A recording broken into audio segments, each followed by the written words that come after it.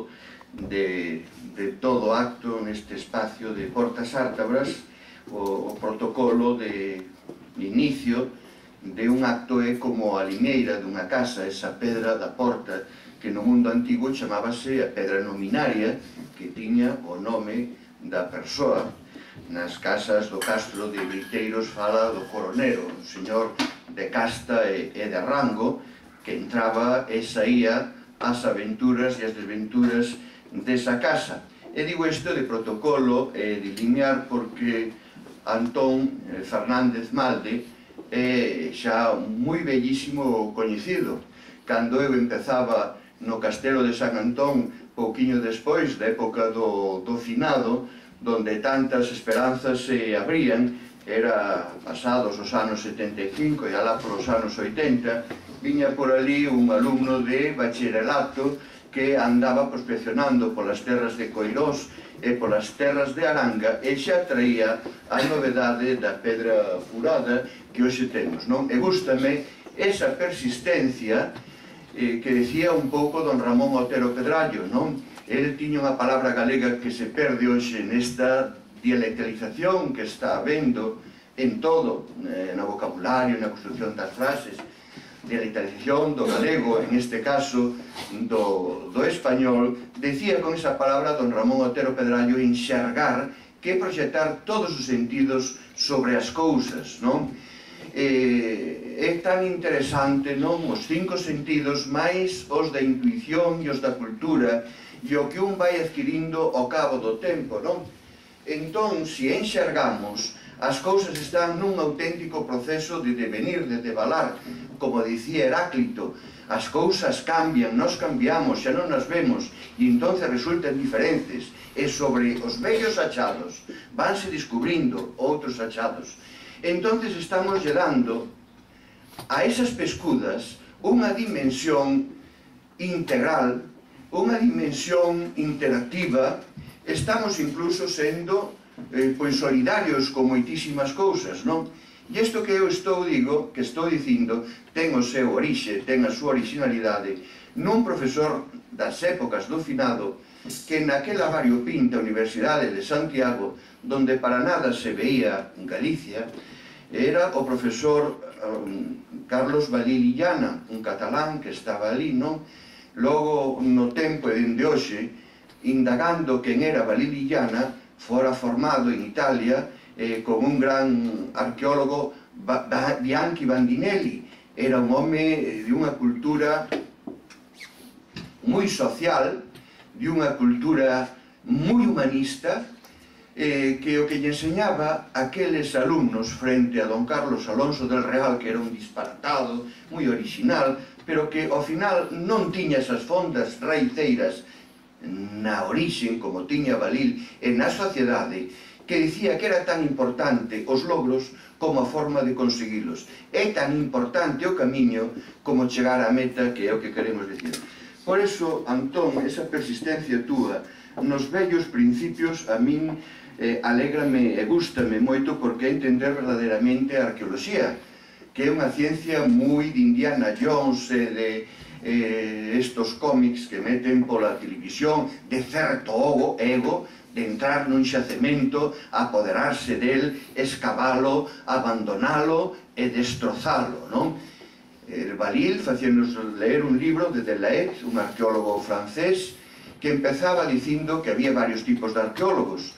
Un deles era Michel Potrins. Michel Potrins era o arqueólogo con lentes, con caspa por aquí, que lle iban caendo os papeles, que enrevesaba todo e sabía moito para sí, pero non o transmitía.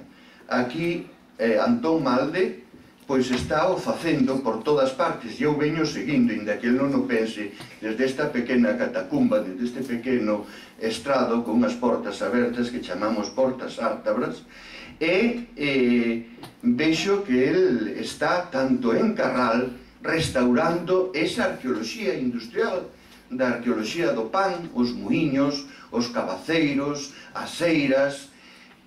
O pan é produto da terra e do traballo do home, di a Santa Misa, non? E que aí xenerase tantas cousas, que simbolismos bonitos ten a misa, e ao final que maltratados quedan. Nunha liturgia como a nosa cultura, unha liturxia de días, de horas e de ceremonias na que tamén queda.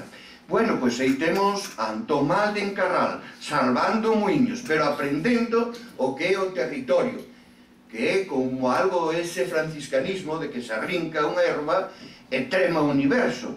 Si estamos muiños é que habíamos devanceiros, somos antepasados, o gran Castro das Travesas, dominando todo ese val inmenso que hai aí, tan rico, non?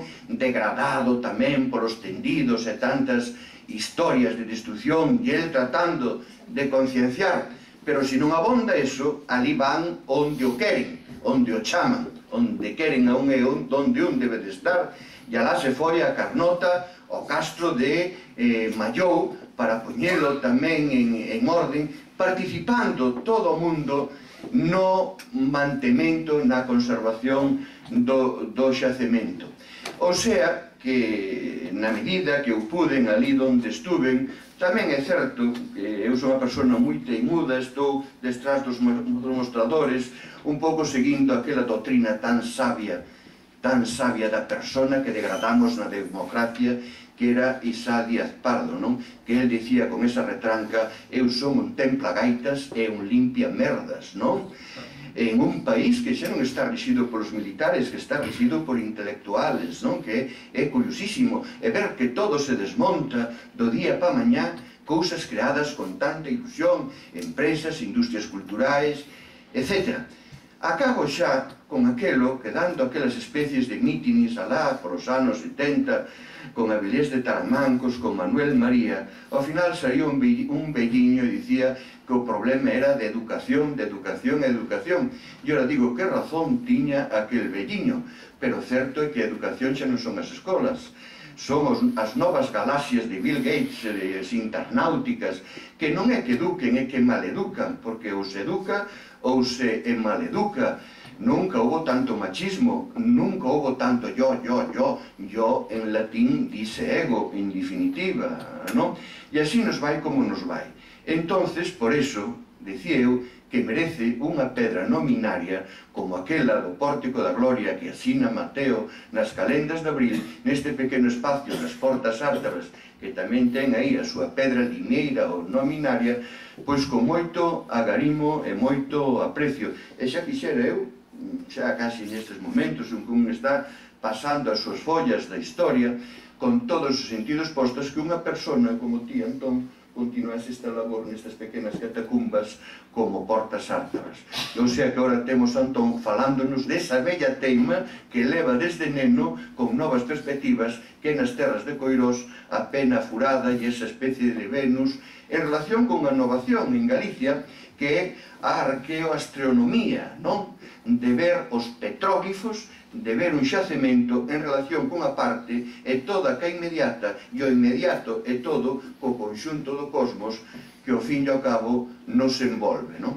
A veces vexo que os que estudian campo, lameiros, petróglifos, representan tal tipos de dibuixos, pero se esos petróglifos están en relación cos nacedouros, cas fontes, a donde van beber os cervos, e eses petróglifos e as fontes están en relación cos corredores, cos curros, onde ameixoaban, onde almacenaban o gando para vivir, que era todo eso, non?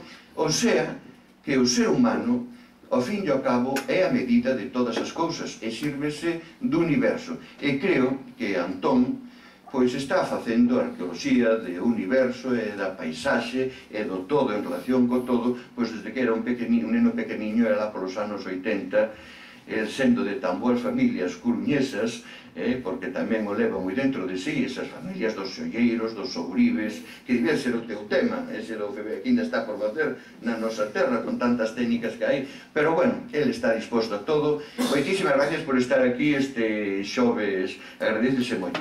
Gracias, Antón, gracias. Moitas gracias.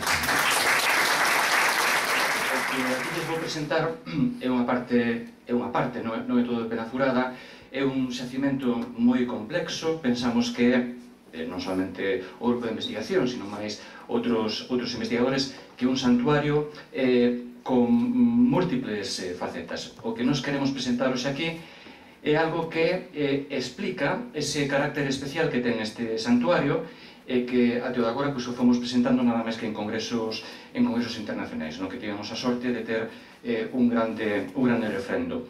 Anteriormente, no que chamábamos as barferencias, incluso nalgúna conferencia pequena, fomos dando conta de eses pequenos pasos que íbamos dando. Pero o que estamos é diante dun proceso de investigación que durou 3 anos, no que desenvolvimos un programa de observacións sistemáticas. A arqueoloxía é unha ciencia, e a ciencia fúndase desde a época de Darwin, precisamente en observar, se xa directamente ou por un catalexo ou por un periscopio, isto que se miden as bacterias, pois un microscopio, efectivamente, de forma sistemática. Ben, os arqueólogos o que facemos é ver de forma sistemática as pedras. Daí se tiran conclusións, porque daí pode non haber nada, como se señor que estuda as bacterias e resulta que non pasa nada, pero esa observación houve que facela, e coas pedras pasa o mesmo. Eu prefiro poñerme de pé para explicarlles, porque estou máis cómodo.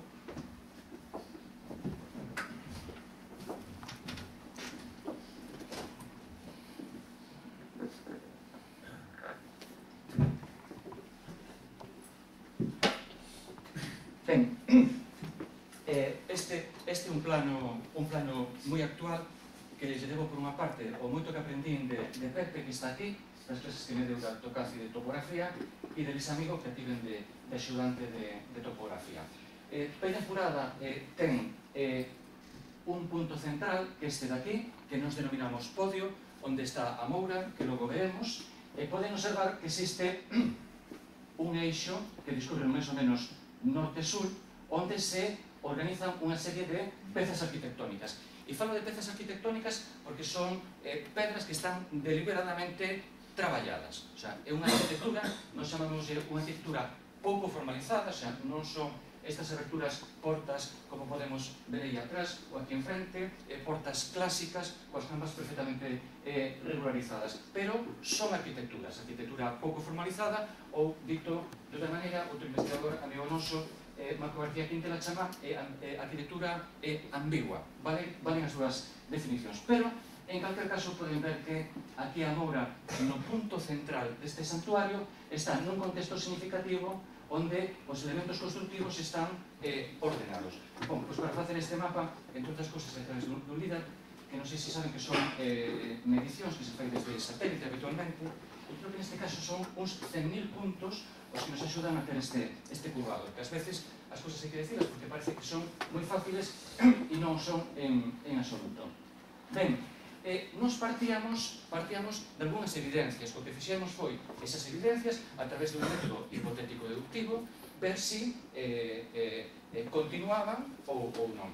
A primeira evidencia é esta, onde vamos ver a figura principal chamada a Moura, que tan só é visible no mediodía.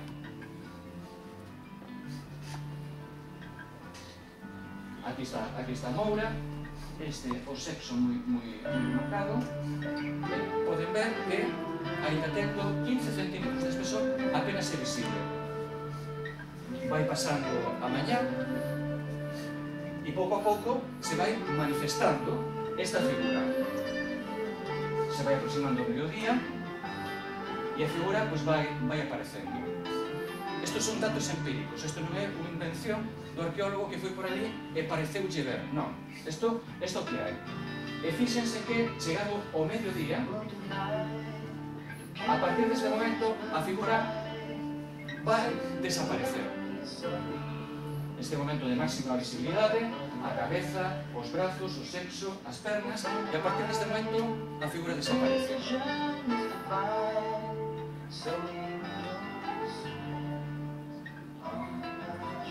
Ben, isto podía ser unha casualidade estupenda, moi bonita, de traercos ante un foro como este. Miren ustedes que nos pasou.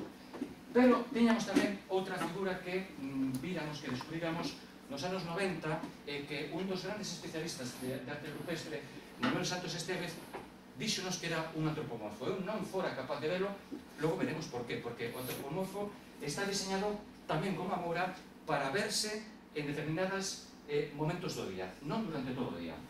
Ben, entón, volvemos a repetir o experimento. E o que fixemos foi situar un tripé con unha cámara de fotos e cada media hora fomos facendo unha foto. Houve que mover o tripé porque había máis sombras, pero digamos que a secuencia é válida.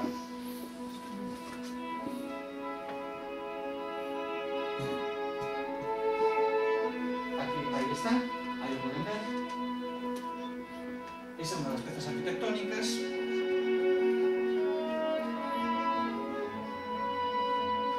Non vemos nada, eu tampouco nos anos 90 vi nada, publiquei como círculos, nada máis.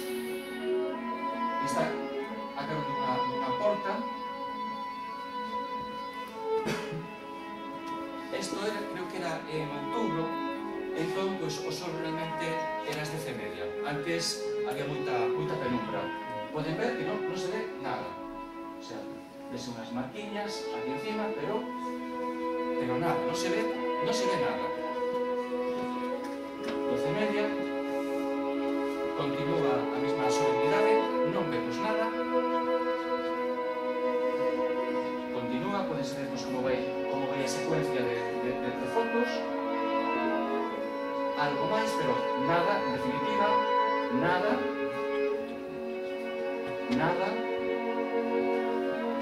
Xa estamos pasado o mediodía.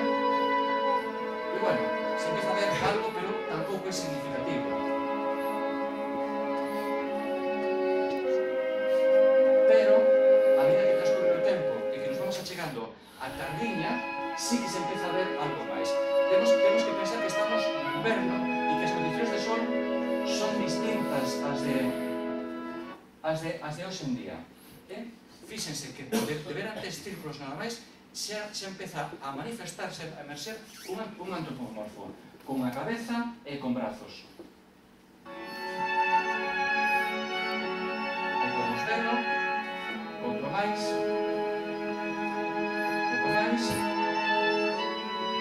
aí vese bastante ben.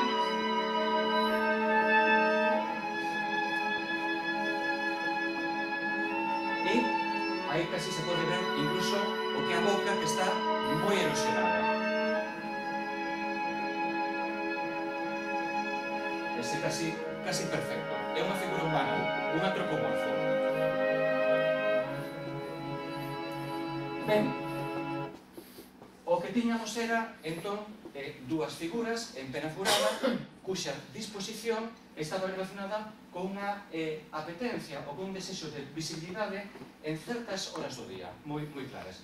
Podían ser casualidades, a min iso tampouco o investigador me resulta definitivo, máis que algo para citar. Pasado o tempo, como este foi un proxecto de voluntarios que acometimos a limpeza, que acometimos tamén a topografía, pois un día que estábamos topografando, fixen unha foto. ¡Ai, que bonito! O sol encima do Monte do Gato. O Monte do Gato é este gran referente que hai nas Mariñas, que cando se sube pola Costa do Sal, á dereita, ese é o Monte do Gato. Bueno, pois era o primeiro sol e fíxense como o sol pasa a través desta abertura. Eu o puse no Facebook, que o vei un montón de amigos. E un deles, este Marco García Quintela, catedrático de Historia Antiga, dixo: o 2 de marzo, que cando dis que fixeste a foto, é a Candeloria. Eso pode non ser unha coincidencia. Vamos a levar un arqueoastrónomo, César González, doutorado en Groningen, unha universidade holandesa, en dinámica de galaxias. Quero decir que non foi a pitonisa Lola ali a asesorarnos. Claro, porque podíamos coller, non? Pois hai moitas historias. Asesorame un pouco, non? Entonces, así é moi fácil. Quero decir que se fixo todo desde o máximo rigor desde o principio. E organizamos unha secuencia de observacións. Claro, para aí non se pode ir calquer día, porque iso é unha broma, por non decir directamente que un cachondeo. Entón, a pauta que seguimos foi o que, por decirlo rapidamente, o calendario céltico, que ten varias fontes. Primeiro, ten unha fonte actual, que é o gaélico, esta daqui, que ten o seu correlato arqueolóxico nunha serie de placas que apareceron en bronce, sobre todo na zona francesa, que está mellor conservado, é o de Coligny, e onde ten o seu correlato. Gaélico, estamos falando de Irlanda, isto está en gaulés, hai certa diferencia. E o que fixemos tamén foi ver que correlato había co santoral actual, porque non nos parecía unha casualidade que o sol aparecera na Candeloria, porque a Candeloria é, digamos que, unha festa, o Imbol, unha festa intermedia que nos está advertindo da chegada da primavera. Coincide con Santa Brígida. Non me vou estender por aí porque o mundo da religión é moi complexo e casi prefiro que saquemos 4 ideas claras. O que foron as observacións as podemos agrupar en tres grupos. Un primeiro onde o sol se coloca na zona sur, que coincide, pois, efectivamente, coa Candeloria, a Anunciación e os Mallos, o sea, o Imbol, o equinoccio de primavera e o Beltén. Existe unha parte central que se correspondería fundamentalmente co solsticio de verao e co lugnasar, e unha terceira parte tan importante como esta primeira, que sería o tema do Samaín. Samaín, saben que a gran festa é a festa dos defuntos, é unha festa popularmente importantísima, e para o mundo celta, eu que era moi estético tamén con estas cousas, con os temas arqueoastronómicos e tamén con o celtismo, teño que decir que é o inicio do ano e o fin do anterior. E logo vamos a ver como en Penacurada eso ten o seu correlato e como si o podemos verificar. Bueno, pois nós fomos en todas estas datas a ver a posición do Sol e dos astros no amanecer, no mediodía e no solpor. O sea, fixemos todo ese calendario. O primeiro ano foi moi ben, porque houve unha climatoloxía moi boa. O segundo, regular, e o que non podemos facer no segundo, houve que completalo no terceiro ano de observacións. Por iso tardamos un pouco. Ben, o calendario non é casual. A Terra móvese en torno ao Sol e, por tanto, se xeneran as estacións. Entón, o que fan os celtas, igual que outras moitas sociedades, é seguir os solsticios e seguir os equinoccios, e logo situar o que se chaman as festas intermedias. Festas intermedias é, por exemplo, esta do Imbol ou Santa Brígida ou Candeloria, que é un aviso de que vai chegar a primavera. É importantísimo, porque, por exemplo, facer plantóns, hai que ir preparándose. Podemos ter, por exemplo, un inverno que dure moito, pero o percorrido, a órbita da Terra en torno ao Sol é matemática. O sea, iso pode que teñamos un episodio concreto de frío, pero iso non quita que estexamos xa a piques de entrar na primavera. Quero dicirles que todo isto non é unha disquisición, senón que ten tamén un fundamento físico e matemático moi importante, que logo tamén veremos. Bueno, nos puxemos a mirar. Voulle traer simplemente as partes máis interesantes, porque hai observacións un montón delas. Imbol, a Candeloria, o que víamos antes.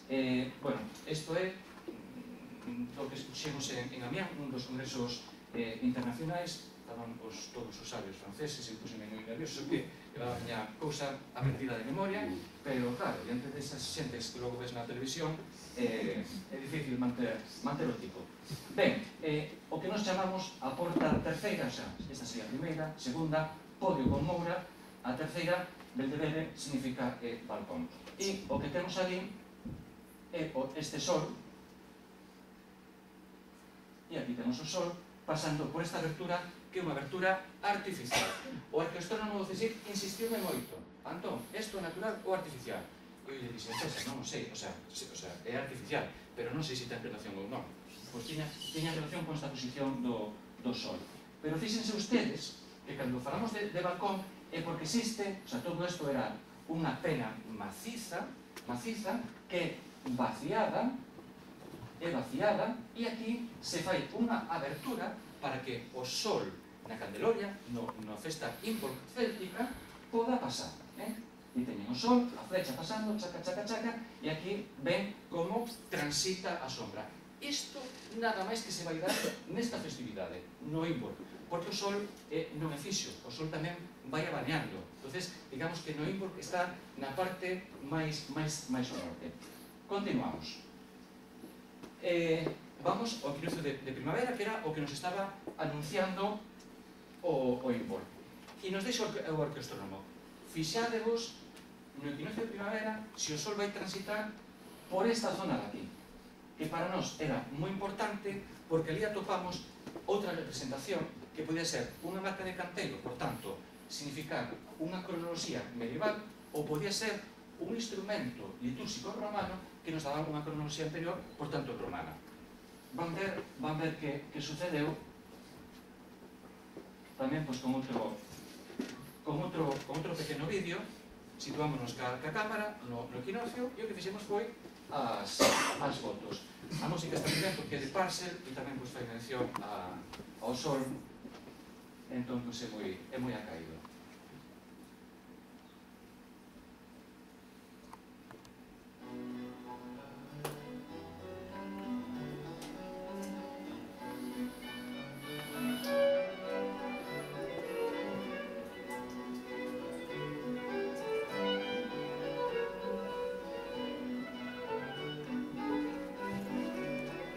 Non se ve nada, porque o sol non sale a mesma hora en todos os sitios. Aquí estamos altos e o sol tarda en salir e tamén se move, lóxicamente.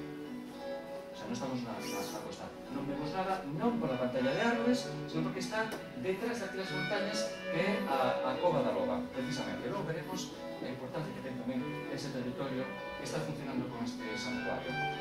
Sae o sol e aquí xa empezamos a ver. Aquí está clarísimo. Son fotos que son píxeles. Este instrumento litúrxico, e aquí empezamos a ver o sol como vai transitando. Aquí está o litus, o instrumento litúrxico, e aquí está o sol.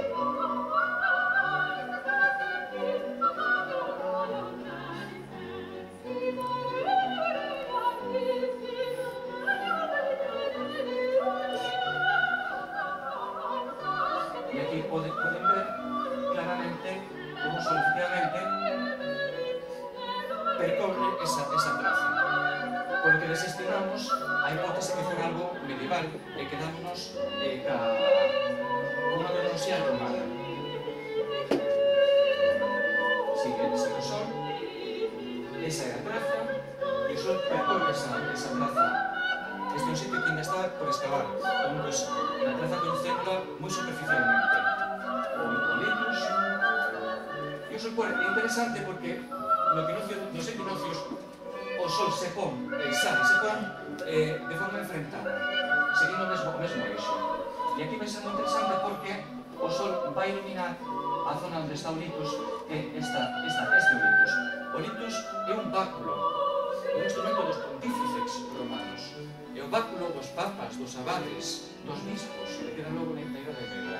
É un instrumento romano que sirve para delimitar perímetros sagrados. E aquí coincide precisamente o instrumento coa zona perimetral, porque é un muro perimetral. E coincide tamén con esta alineación este-oeste, que non é en absoluto nada cristiano. O sea, temos que desestimar esa hipótese, non por un presulgamento da equipa de investigación, sino por unha cuestión de verificación. Nos santuarios galos pasa isto. Son inicialmente galos e cando chegan os romanos, neses mismos lugares se reformulan, pero perviven os lugares. Bueno, continuamos.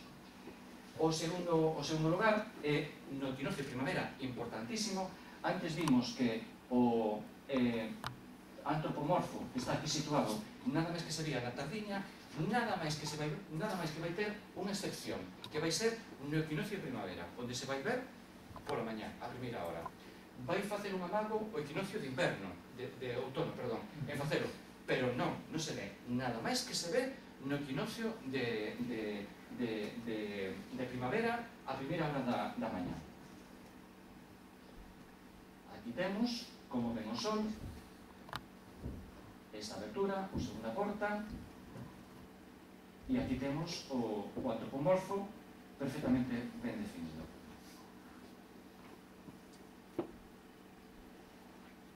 Aquí o podemos ver.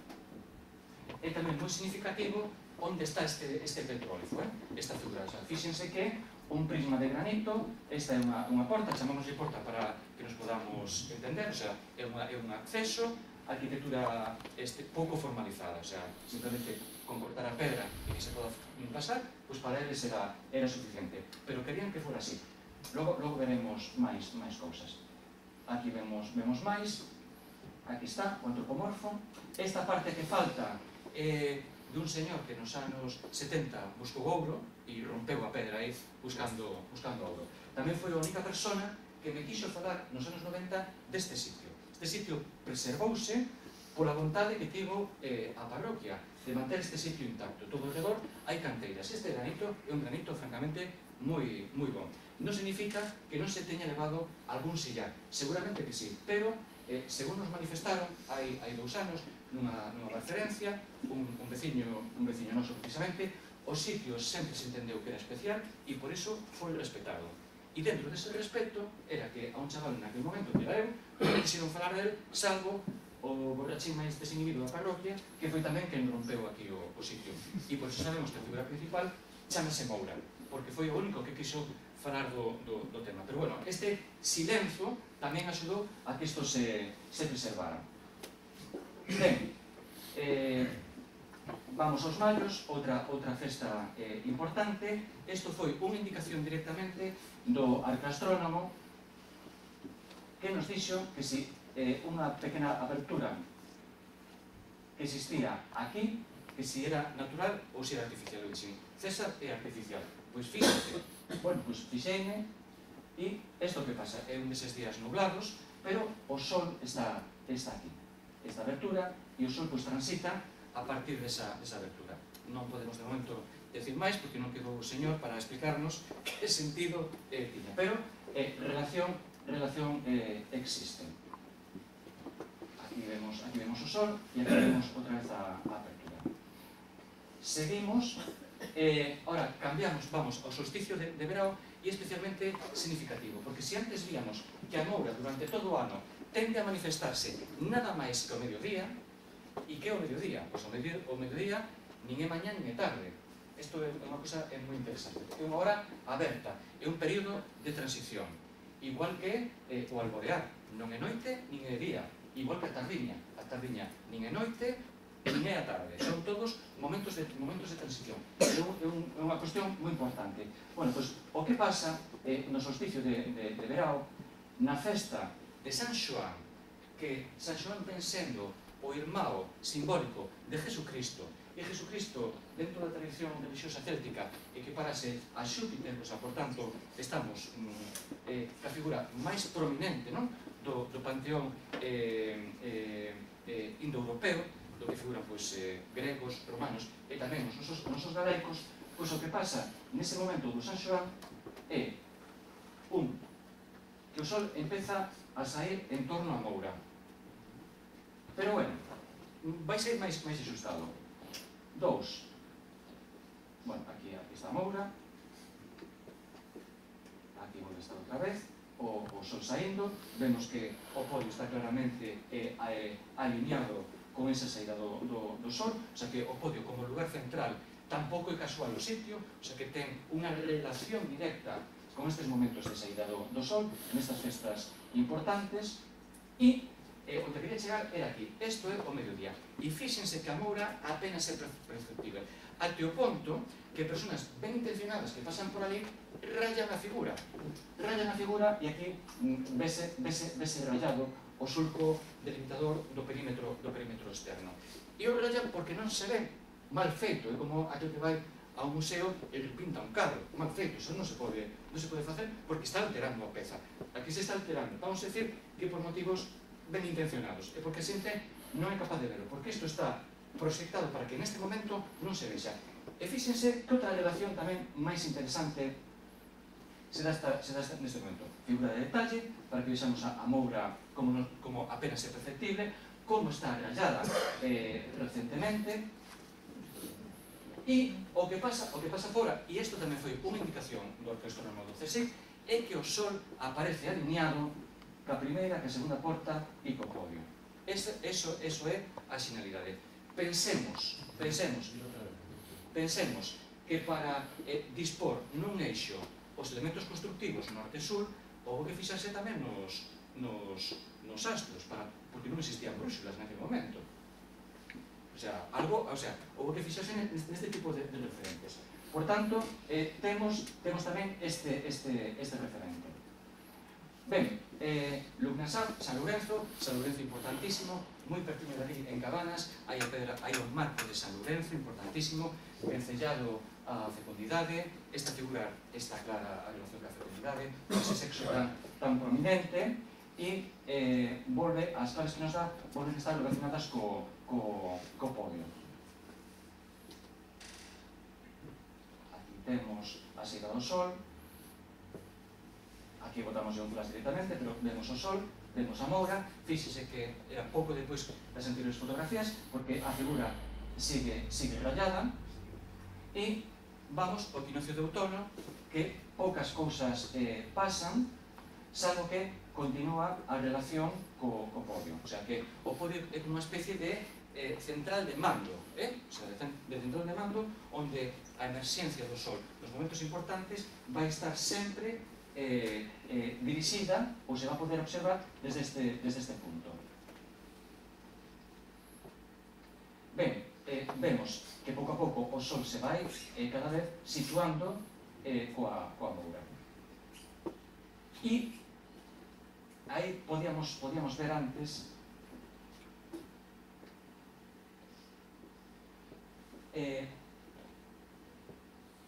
nese equinoccio de outono como o Sol intenta estimular a visión do antropomorfo, pero non se vai ver.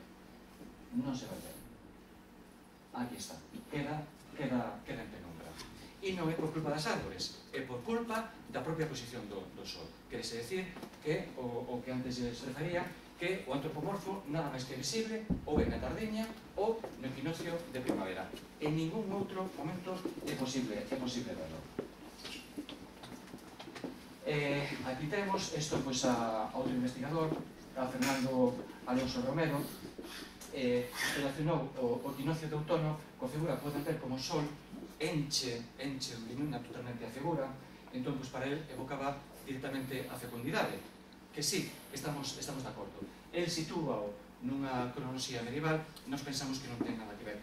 Hai unha figura co sexo femenino que se mostra amplamente moi perto dali, en San Martiño de Tiobre, en Betanzos, pero é totalmente distinto. É un contexto arqueolóxico e iconográfico totalmente distinto. Aquí vemos a tardiña, fíxense como se pode ver o antropomorfo, e nos Amaín para non ser o gran día deste santuario.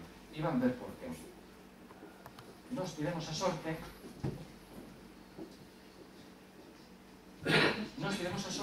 de un día antes e un día depois. Esta é a noite anterior, aquí temos a lúa, e a lúa vai desaparecer cando saia o Sol. O sea, este é o podio. No, perdón. O anterior era o Sol e esta é a lúa. O sea que cando o Sol desaparece, aparece a lúa. Esta é a lúa, meirama. Esta é a lúa. Hai un xogo de Sol e lúa. E pensemos que nos Amaín, no día de Santos, para os celtas era o inicio do ano. Era o inicio do ano. Entonces, digamos que a simboloxía sí que funciona moi ben. O sea, pode ser un tema aberto de encontro de momentos. Nin noite, nin tarde, nin lúa, nin sol. Aquí temos o sol. E vai ser o momento onde teñamos unha mellor relación entre a figura da Moura co sol. Aquí está a Moura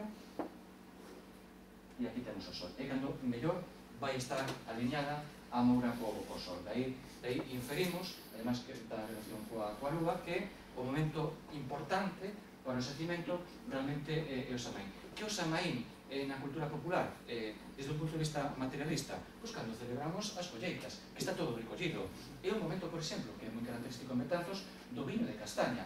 Ábrese o viño que está por facer ben e se xunta con castañas. Entonces, é un momento de celebración de que se ten recollido toda a colleita que se empezou a programar en Santa Brígida, na Candeloria. Que casualidade, foi tamén outro dos momentos importantes no xacimento. Ben, seguimos co sol, ten unha relación francamente moi boa, aquí o poden ver. aquí temos unha posta do sol, é perfectamente frontal ao podio, directamente en relación, e, por tanto, a figura feminina que está aquí, e o solsticio de inverno vai ser unha reiteración de todo o que falamos. O sol vai a estar en relación coa moura, aquí temos a moura, aquí temos o sol, aquí temos a posta do sol, tamén totalmente frontal, e tamén relacionada, é unha cousa pequena, isto que ven aquí, cheo de auga, é o que se chama un lacus ou unha pía artificial. Nos pensamos que pode ser un lugar para depositar algo, facer libacións, ofrendas, non sabemos o que. Eu descarto que sexa algo para ser unha cimentación, para encastrar un obxecto. Estou máis seguro que pode estar relacionado con a moura que está xusto aquí, aí detrás. Ben, esta é a síntese das observacións, e aquí podemos ver nesta síntese como todas as pezas arquitectónicas que, insisto, no principio estaban previamente ordenadas, todas as pezas teñen unha relación arqueastronómica e significativa. E fíxense, ademais, como o podio, que é o elemento central, recolle ou é a peza que máis relacións ten, é a peza central, onde está a figura central, e é onde máis elementos observamos. É xusto aquí. Sin embargo, no resto de elementos vemos que tamén hai na zona do petrólifo, na zona do balcón, e neste muro que dixemos que discorría o sol no equinoccio de primavera, onde está ese litus aquí metido. Fíxense tamén nesta pedra, unha pedra especial, facendo unha esquina. Estos muros son absolutamente ortogonales e rectos, podemos medilos porque deixaron as cimentacións feitas na pedra, en certos sitios conservan sillares. Bueno, é unha arquitectura moi boa. Pensamos que este é o momento romano e o de arriba é do momento castrexo galaico, para que nos podamos entender. Descartamos que sexa un castelo, porque miramos na documentación medieval, que está moi estudada nesta zona das Mariñas, e non figura ningún castelo neste sitio. Pero logo vou falar tamén sobre ese tema. Ben, que é Penafurada? Pois Penafurada é un referente para toda a comarca. Esta foto está realizada desde Carreral, no equinoccio de outono, e poden ver por onde, que desde Carreral, no equinoccio de outono, aquí sale o sol, pero que aquí está Penafurada. E outro día levei ao meu fillo a xogar ao fútbol a un campo en Culleredo, na zona da Zapateira, e fixándose ben na cementeira de Coirós, que é ora un gran referente xeográfico, tamén se vía Penafurada. Por tanto, Penafurada é un referente visible para toda a comarca. Non solamente en sí, sino que está marcando por onde nace o sol. Outra foto máis, aquí o vemos, é moi claro. E este é un dos grandes descubrimentos que fixemos, que é o tema dos territorios vacíos.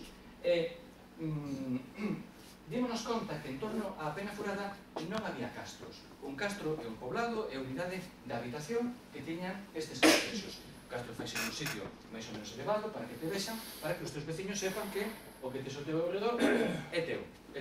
Non sabemos logo as relacións entre eles como sería, non? Destes castros máis grandes que tiñan os outros máis pequenos e dependentes. Pero fíxense que por onde sale o sol non hai castros. Non os hai, e mirámoslo moi a conciencia. É máis, hai castros xusto por fora desa zona. Estes puntos verdes son castros. O corpus que manexamos é de 80 castros.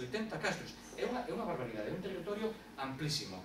Estamos falando de boa parte de Coirós, de boa parte de Paderne, de boa parte de Ilixoa, de boa parte de Mocero. Por que razón non hai castros nesa zona? Pois, esta foi unha das cosas que levamos a Franza, fixemos un estudo de potencialidade agrícola. Entón, establecimos a seguinte hipótese. Vamos ver se deixou de habitar, porque había unha dificultade agrícola. Entón, pois había malas terras e non quixeron situarse ali. Isto pasa, por exemplo, en Gran Bretaña. Pois, o que descubrimos utilizando datos oficiais é que estas terras que están vacías, sen castros, son perfectamente habitables, son exactamente iguales como as que teñen o resto de castros. Sí, hai territorios de mariña, territorios intermedios e territorios de montaña. Pero castros hai na montaña, nas zonas intermedias e hai nas mariñas. Onde non os hai é xusto nesta zona. E isto confirma outro elemento que desde hai un tempo varios investigadores están desenvolvendo, que os espazos sagrados proxéctanse como espacios vacíos. Vacíos que non teñen castros, sirven tamén de fronteiras. Son espazos máxicos, míticos. Por exemplo, comentaba Marco García Quintera que esas lendas irlandesas que falan de Breogán están aludindo a ese espacio vacío de mar, nomeadamente dito, entre Irlanda e Galiza. É un espacio de encontro. Incluso para él, a propia lenda do río Limia, o sea, do río do esquecimento, máis que esquecer, sería tamén un espacio de encontro, Ben, eu non me quero meter aí, simplemente quero falar de Peñaforada, e esta estrela é Peñaforada, e temos todo este sitio vacío, o que indica que hai unha proxección terrible do espacio sagrado que podemos ver antes as características en Peñaforada. O sea, é un santuario tan acreditado que incluso provoca que estexa esta zona despexada. Ben, e temos que empezar a esquecernos de tópicos. Temos que empezar a esquecernos de panorámicos. Dese señor maior, boa persona, que como máximo collía un pouco de facía pócimas, non? Pois para darlle forza a xente e tal, e este panoramis estaba aquí con estes que eran excelentísimas personas, pero unha panda de brutos, o sea que fora das cabanas, non, meus pobres, non sabían, non podían facer máis. Bueno, pois eu venho aquí a reivindicar todo o contrario, que superemos ese tópico.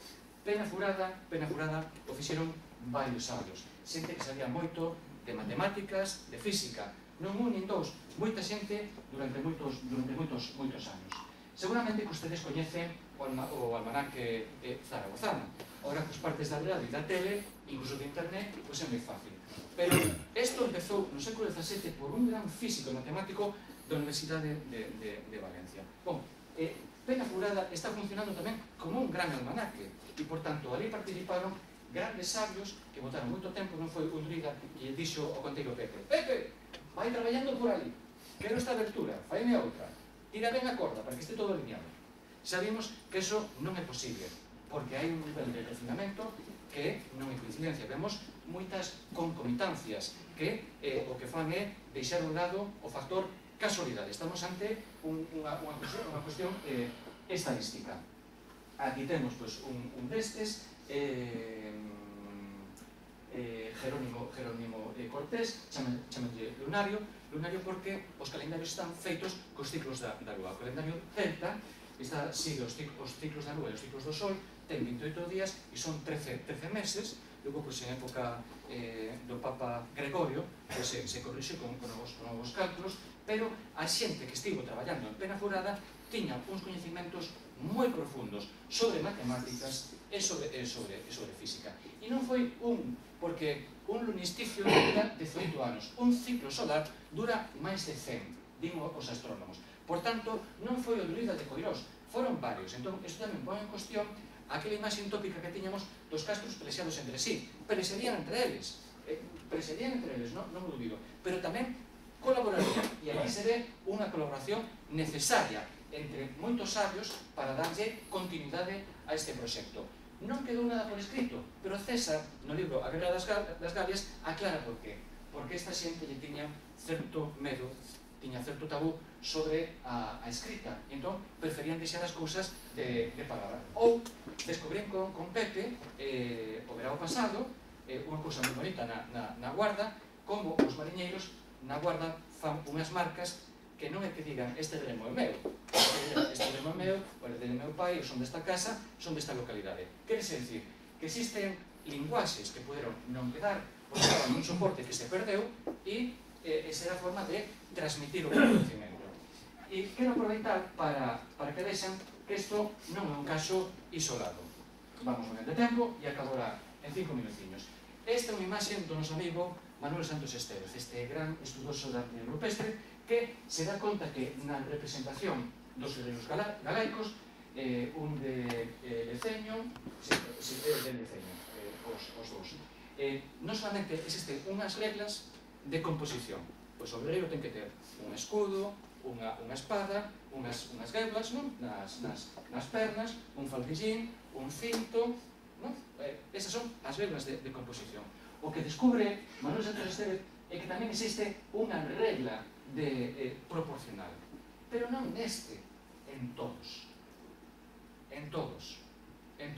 Volvemos a estar co tema da proporción, volvemos a estar co tema da medida, volvemos a estar co tema das matemáticas, que aquí non chegan os romanos e nos ensinan a facer os acueductos.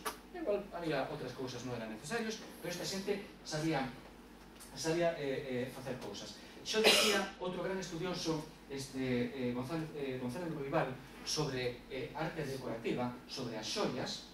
Pois as ollas tiñan que ser grandes expertos tamén que as fixera, pero tamén transmiten un código que teñen que compartir, ainda que estexan os xefes pelexados entre sí, ese código de prestixio ten que ser recoñecido para que poda funcionar. Pois aquí está pasando o mismo, en Penafurada pasa exactamente o mismo. Vou a poñer dous casos que nos estudamos para que vexan que estos non son casualidades interesantes. Estos son unhas edificacións, dúas excavadas por nós, hai 2 anos, estas dúas, o resto en superficie se ve moi ben. Isto é gracias ao moito que aprendí con Pepe, AutoCAD, topografía, pois o que vimos foi que as edificacións, e fíxense que non digo casas, unha casa é onde vive a xente. Entonces, os castrexos tiñan casas, tiñan pendellos e tiñan talleres. Entonces, as edificacións. Pois estas edificacións, porque non sei se son casas, pendellos ou o que, estas edificacións teñen regras proporcionais de construcción, moi claras. Estas, vémolas un pouco oblongas, porque non podemos limpar todo ben. O sea, fomos medindo, igual as paredes están movidas, pero sí se pode ver claramente que son dúas circunferencias perfectamente diseñadas. Vemos este modelo máis pequeno, onde esas circunferencias xa se solapan un poquinho máis, e que non é un caso, é outro e máis. E este estudo o ultrapasamos a zona do norte de Portugal, e entonces descubrimos que o amigo Vieites, do castro do Vieito, esta parte de aquí, tamén pasaba exactamente o mismo, que as construccións na época castrexa teñen unha pauta simétrica de construcción. Claro, se non te fixas, non as mides e non as sometes a valoración, esas cousas non aparecen, está claro, non? Claro, leva tempo, pero aportan datos moi interesantes. E con isto xa termino. Castro das Travesas, unha obra de enxeñería. Unha obra de enxeñería, teño que decirles que estou máis moi satisfeito de moitos quebraderos de cabeza, porque a mí non me prepararon na facultad para interpretar nin para excavar isto. Cando empezamos a excavar, pensei que que todas estas pedras eran o derrumbe deste tropeón. En absoluto. En torno ao século IV se fai un foso aquí, e en torno ao século IV antes de Cristo, e en torno ao século II antes de Cristo tamén, esta xente decide condenar tapar ese foso. Por qué? Porque esta zona é moi débil estructuralmente. O solo está moi meteorizado, a brocha está moi desfeita e ten graves problemas de humidades. Saben que a auga é un elemento físico que sube baixa e nese devaneo, nese balanceo que ten, as estructuras arquitectónicas se desestabilizan, se colapsan, caen, rompen, se estropean definitivamente. E que tivo que facer esta xente? Pois o que chaman os arquitectos un zuncho, pero non foi botar pedras. Poden ver todas as flechiñas vermellas que son pedras que están dispostas intencionalmente, están dispostas de forma ordenada. Ao principio para nós foi un caos, porque decimos, cantos burros hai aquí? Hai moitas fases de construcción. Non era iso. O que tiñamos era que ese zuncho para asegurar que esta torre e a muralla que ven por aquí non caíra, era colocando esta estrutura ben ordenada. Fíxense nesta foto, e aquí está o debuxo. Isto é absolutamente interesante. Unha das cousas tamén que moitas veces nos fixamos e que ora pode ser ver, por exemplo, na muralla de Baroña, é o perfil escalonado que teñen esas murallas. E eu dicía, pero que cousa, se a muralla está por defenderse, se un fai unha muralla escalonada, é máis fácil subir. O que está facendo é facilitar a subida. Claro, sí, desde unha perspectiva actual, sí, inda que a xente subsahariana, esas vallas terribles que poñen en Ceuta e en Melilla, pois tamén son capaces a rebasadas. Pero o que descubrimos en Travesas é que tiña outra función. Miren, fíxense, este é un pequeno rebanco.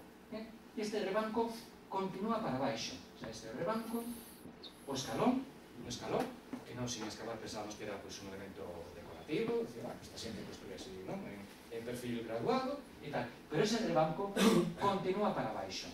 E que está facendo? Está transmitindo toda a carga da muralla para este zuncho de aquí. É dicir, que na época dos castros non existía nin o cemento, nin as varas metálicas para facer elementos estruturales verticales, pero sí que se coñecía o comportamento das cargas, de como se podían transmitir. Por exemplo, como facían os góticos, pois eses arquivotantes tan desenvolvidos. Isto é o mesmo. Entonces, é cabeza, é sentido, é cálculo. Se isto non estivera ben calculado, é unha expresión moi de arquitecto e de arquitecta, se isto non estivera ben calculado, a torre falta moito porque levaron os veciños ás costeras, pero teria ser desaparecido hai tempo. E, sin embargo, durou, foi resistente porque teña esta base. E por último, porque aquí hai moitos bons amigos, dixen que este proxecto foi de voluntarios, desde o arqueólogo, que foi o descubridor, foi o impulsor de todo, pero sin os grandes amigos as cousas non se poden facer. E esta é a perspectiva de futuro. Recollemos en superficie máis de 3.000 pezas. As pezas foron tomadas con estación total, a súa posición xeográfica perfecta, pero faltaban por limpadas. E a mí gustame mirar todo, absolutamente todo. Entón, pediño uns amigos, me axudades, encantados. E durante un mes, un par de días ou un día a semana, no laboratorio de arqueoloxía do Castro das Travesas, limpamos cerámicas. Unha triste tella que atopamos pode nos dar unha información estupenda. Que tellas tiñamos ali? Pois unhas tellas moi gordas porque logo tomamos a molestia de ir ás casas vellas a buscar tellas vellas actuales. Estas tellas eran totalmente distintas e eran moi parecidas a unhas que apareceran nunha excavación que fixéramos nós no 2007, creo, en Miño, e que nos remitían a un mundo tardorromano alto medieval. Alto medieval significa o inicio da Idade Media. E todo este material posteriormente, depois de limpalo coa Universidade Senior, unha becaria dirixida por unha profesora da Universidade de Santiago de Compostela, a becaria, unha gran amiga nosa e máis filla da mestra de Coirós, o que descubrimos foi que Pena Furada durante a Idade Media tivo uso durante toda a Idade Media, desde o inicio prácticamente hasta o final. Desde o inicio o ilustran estas tellas, é simplemente un exemplo para que ustedes podan ver, pero logo temos máis de 60 fragmentos de cacharro que se poden datar en torno ao século XV, polo que nos están dicindo, incluído un 8 maravillíes resellados que son da época de Felipe III, creo, de Felipe III, 1600 e pico, que do que nos está falando é do uso que tivo este lugar. Deixando o tema do maravillí, centrándome no tema das cerámicas e desta época medieval, sempre falamos, e o falamos abertamente, que as santas mariñas eran a continuidade de outros cultos anteriores. Ben, aquí temos unha proba empírica, non quedou nada escrito, non temos unha inscripción, nos diga, yo fulanito fixe en isto, non? Pero sí que temos unha proba arqueolóxica firme do uso dun sitio que non foi castelo e en época medieval e, por tanto, a relación que ten coa igrexa de Santa Mariña, onde, espero xunto con meus peixes dos irmãos, que nos enteremos ali no nicho que temos. É un sitio tan importante este Penafurada que vai incluso provocar que as visitas dese tipo, non? Para que vexan a importancia que teñen estas cousas. E, creo que nada máis. Esta imaxe a fixeron os nenos de Coirós, onde hubo un proxecto interesantísimo e superactivo das dúas mestras, a de Ois e a de Coirós, e ali, xunto ao Concello, con esta imaxe, acabei unha das exposicións internacionais máis importantes, que foi precisamente en Amiens. E teño o título en francés, que era Merci votre participation, e dixe está en galego. Moitas gracias.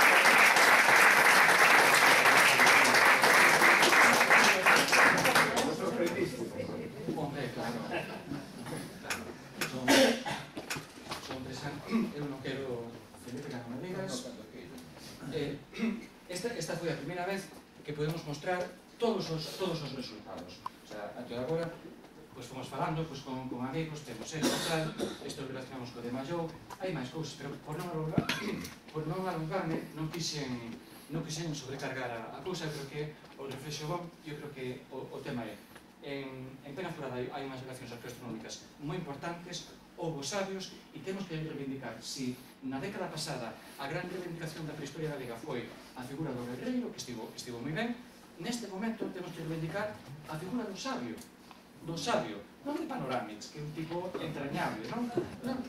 O sabio de verdade. Por certo, estas cosas que sorprenden. Na Galia había unha produción de viño moi importante antes que chegaran os romanos. Quero decir con isto que ás veces vivimos cos preseguramentos, non? Chegan os romanos, nos famos camiños, nos famos acueductos, non? Chega o viño, non? Xa a vida, non? Xa o día, en outras poblacións parecidas ao noso. O que pasa que cambia un pouco. Esta xente, nesta arquitectura pouco formalizada ou ambigua, é distinta do esquema que teñen os romanos, os gregos, do esquema clásico, que é ortogonal.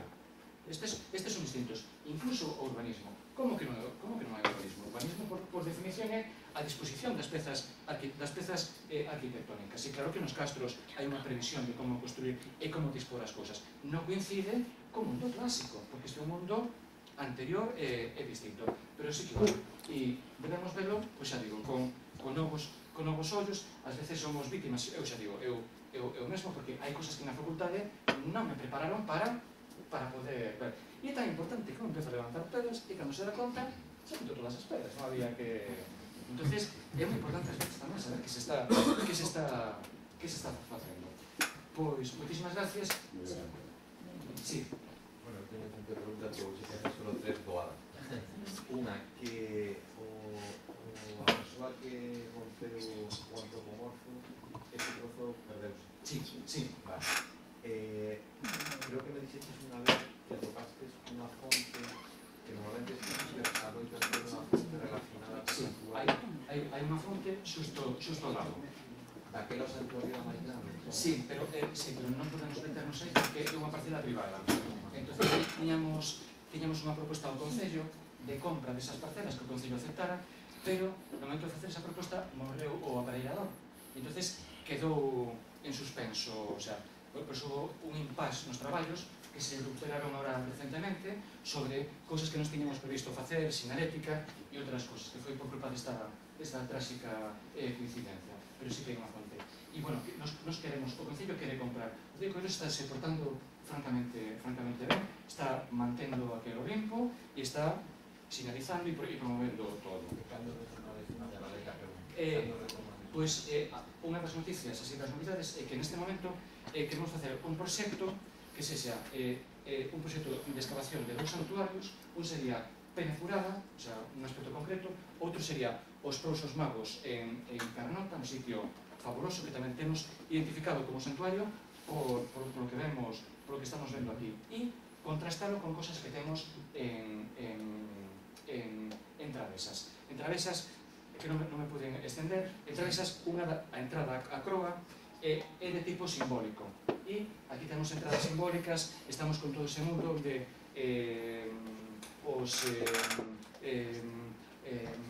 os perímetros, as zonas de entrada e tal, están cargadas de un simbolismo moi grande. Esa é a perspectiva que temos de traballo. Falamos co alcalde de Coirós e, por suposto, está encantado. Por certo, o de Prousos Magos, que demos unha charla para Monte Pindo a principios de ano, está a carón do Monte Pindo, valga a redundancia. Tampouco hai castros. O sea, para que vexan como esa idea dos espazos vacíos é máis que real. Non fomos nós que enunciamos esta interpretación de Parcero, de Felipe Criado, de Santos Estévez, de Marco García Quintera. Bueno, pasa que funciona moi ben, é unha cosa que se pode verificar noutros lugares. Gracias.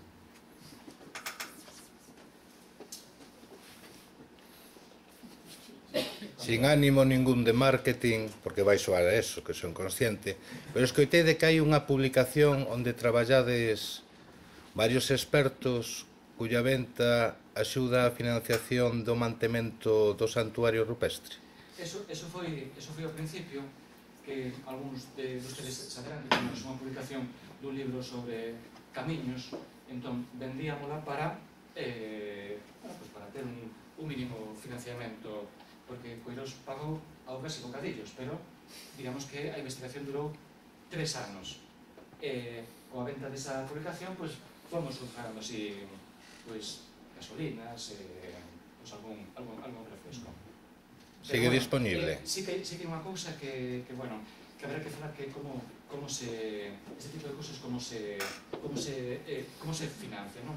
Porque o que non podemos é estar sempre expensas dos subsidios, non? A xente se ten que involucrar con traballo, sí, pero tamén financieramente, na medida das posibilidades. Incluso eu, Felipe, ora por outros traballos que estou facendo en Remonde e que vemos tamén as dificultades financeiras, estou pensando, sempre vendei a dar explicacións de todo, pero tamén pedir unha colaboración económica. O sea, igual que eu me preparo as cousas e fago esforzo por dar unha charla, non para mí, o sea, que eu non preciso dese contributo económico, pero os proxectos sí.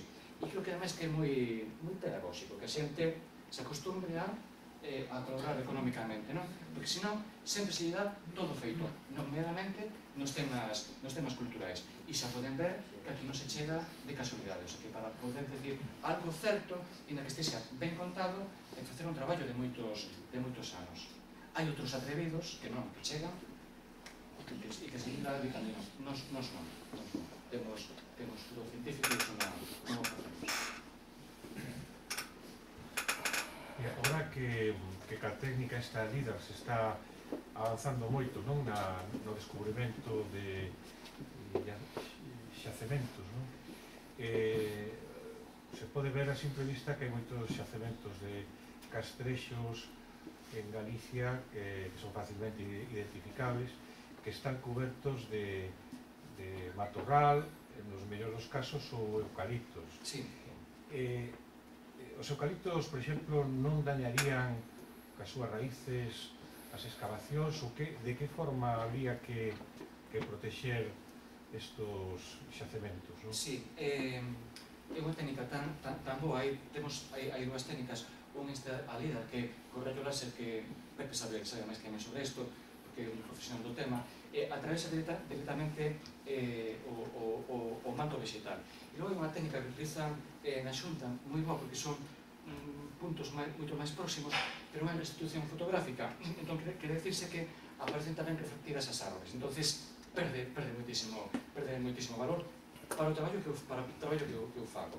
Ben, co tema dos eucaliptos, o problema que temos é que, claro, os eucaliptos están nunha propiedade. Entonces, e a propiedade ten uns dereitos. Entón, o que fai a Xunta nestes casos é permite a tala, pero non permite a reforestación. Antón, Axeitos, o Dolmen de Axeitos, non é da Xunta, que é da Diputación. Está totalmente destruído polas raiceiras de uns carballos que quedan moi bonitos e son moi pintorescos. Esos carballos, cando traen o vento, móvense as raiceiras, están movendo as estruturas, incluso están movendo os ortostatos. E a xente os pode irse abaixo. Igualmente pasa en Tordolla, na Casa dos Mouros, que pasan os trailers por ali, hai os piñeiros, as raiceiras pasan por debaixo, pasa un trailer, móvense o tal, está, a luz está partida. Hai que dicir que a Xunta de Galicia e os poderes públicos inmediatos, que son os concellos, como di o artigo 46 da Constitución, os poderes públicos garantirán a conservación dos símbolos de identidade dos povos. Os poderes públicos inmediato é o concello, o Castro del Viña, as Mamas da Zapateira e cantidad de historias que hai nesta cidade pasaron totalmente de eso, por Casas de las Ciencias, Casa de los Peces, la Domus e el Museo Nacional de la Ciencia.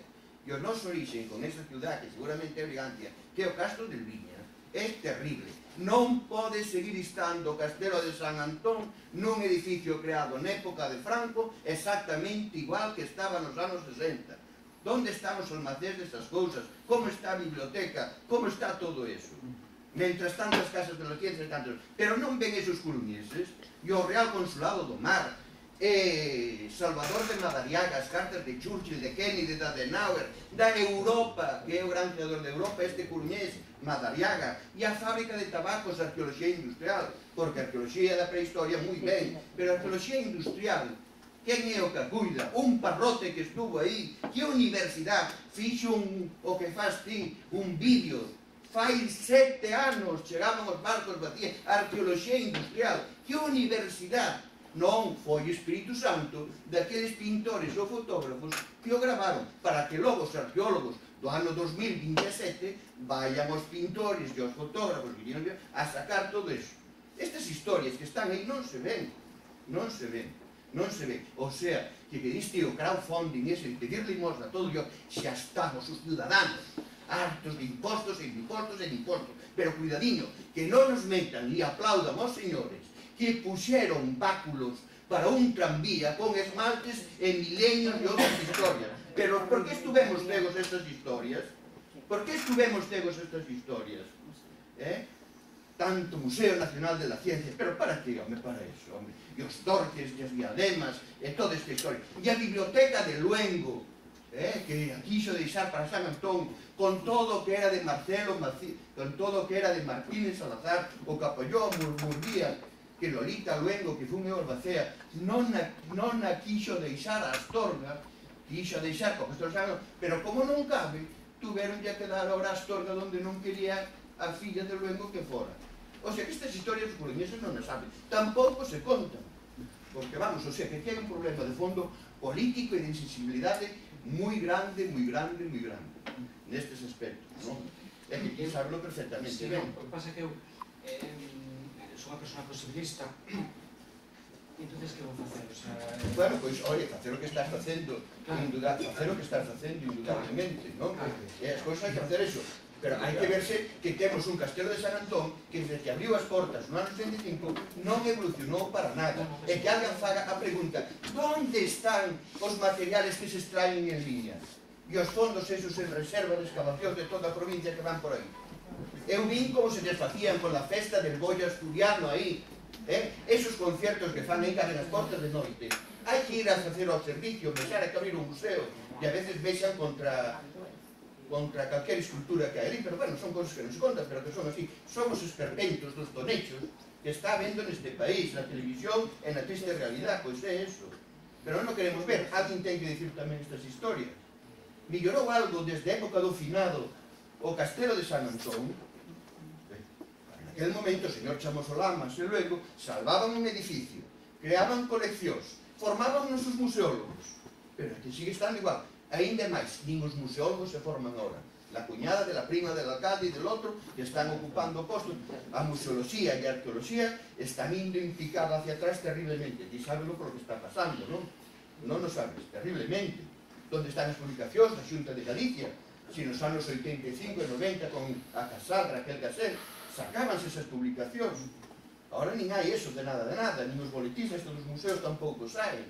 É terrible, non, o que está pasando. O sea que... Sí, con respecto ao que dice Felipe, en Irlanda, por exemplo, ti podes conservar unha propiedade particular, pero o goberno de Irlanda, ao agricultor que ten un castro, que ten unha mámoa, simplemente por evitar que se deteriore, simplemente por mantelo limpar con un fouciño ou con unha fouz o matorral, lle dan uns cartos da PAC, da Política Agraria Común, non? Aquí, ca Política Agraria Común, se subvenciona as plantacións e a forestación incluso por riba de, como pasou no Xalo, non? Fai pouco. Que é un caso claro en que a propia Consellería convenia un monte que non son os veciños os que deciden cando cortar e eso, senón que está conveniado ca Xunta, a propia Xunta se dá autorización e estropea unha mamo no Monte Xalo. Non son os veciños, é a Xunta que ten o convenio para usar para ese monte. Entón, que pasa? Que hoxe en día, sobre todo para todas estas prácticas de forestación e de cortas, se fan con maquinaria moi potente, pesada, que se non se protexe ou non se sabe onde están, pois pode pasar o que pasou no Xalo. E eu vexo, xa decía, repito, vexo moitos sitios que os castros están cheos de eucaliptos e con isto que pasou no Xalo digo, que pasará cas mámoas, cos castros, cando vayan ás empresas, a toda a presa, a recoller a cortar esos eucaliptos. Aí a Xunta impón un control arqueolóxico. Ten que estar un arqueólogo, estábamos bens balizados e hai unha prohibición expresa a deforestar. Servidores, tamén as comisións de patrimonio, falase moito, prohibise todo o papel, pero logo non hai inspección e cada un fai o que lle dá gana. E a propia Xunta é a primeira que fai o que lle dá gana. Fai uns días saliu unha prensa mundial o tema de Cea, da miña tribu, da lado Carballiño, donde o Concello de Cea, con unha tapa de unha mámoa que había ali, con un dolmen, rompeu unha pola mitad, puxo unha mesa para facer ali un churrasco e o propio Concello. Pero eso é común en todas partes, non? E a propia Diputación vai a controlar que ningún cando fai as estradas, etc. Pasa por riba de donde sea, non? E as instalacións eléctricas, que os postes do tendido, os postes de telefonía, exactamente igual. Sobre o papel, sí, pero non hai inspección ni nada de nada. E sobre todo a arqueoloxía pásase terriblemente, non? Eso é que esta é a realidade. En papel, moi ben. Ora, o que acabas de dicir de Irlanda leva nos anos, os centros de recepción de visitantes. Aquí vas a Torre de Hércules, con 50 personas. Oga, ya non sea un colectivo de amas de casa, porque se queren facer pis, con 50 señoras, non hai servicios, non hai donde tomar un café, non hai un centro de interpretación, todo un área, non? Como está Libranxe ou tantos monumentos, a calzada dos gigantes en Irlanda do Norte, o gran centro de recepción donde tes todo. Como non hai eso, que pasa? O que pasa na Torre de Hércules, Antes de Teixido, nas dunas de Corrubedo, no Tecla, chiringuitos. Hai que borrar os chiringuitos e o gran centro a 1 kilómetro de distancia, que te leva un microbús. Pero todo eso é gestión de patrimonio, que forma parte da museoloxía. Pero aquí cero, como está Fisterra, Antes de Teixido, ou Torre de Hércules, vamos. A Cacal Santiago non, porque xa funciona como centro de visitantes a propia cidade de Compostela, que xa é. Aí xa tes todo feito para visitar a tumba, non? Pois iso, aquí hai moito que facer a ese nivel, E aí está o noso futuro. Precisamente está neste tema turístico do patrimonio que temos tan rico. Ti acabalo de dicir, ahora, todas as geometrías que están nas pezas de ouro, un pobo que ten esas pezas de ouro antes do mundo romano, con tanto simbolismo e tanta historia detrás. Bueno, xa o di Marcial, xa o di os cronistas da época, que é sorprendente todo, e que aí detrás hai algo moito máis. Antes éramos bárbaros, que quedábamos no cabo do mundo, etc. En cambio, ahora xa hai un respeto á cultura castrexa, non? Ese se empeza a definir tamén o que é o mundo céltico, que iso habría moito que falar, que son os celtas, porque aquí falas desos cultos solares, etc. Pero que o que son os hititas, eu estuve en Armenia buscando esos camiños, ali hai monumentos megalíticos e pedras furadas que pasa o sol nos declinodios polo medio, etc. Que está en Galicia, en Armenia, O sea que, para min, os celtas é o mundo oriental que fluye permanentemente desde antes dos romanos, non? Pero, bueno, ese é outro tema, non? Bueno, entón, rematamos, moitísimas gracias a Antón.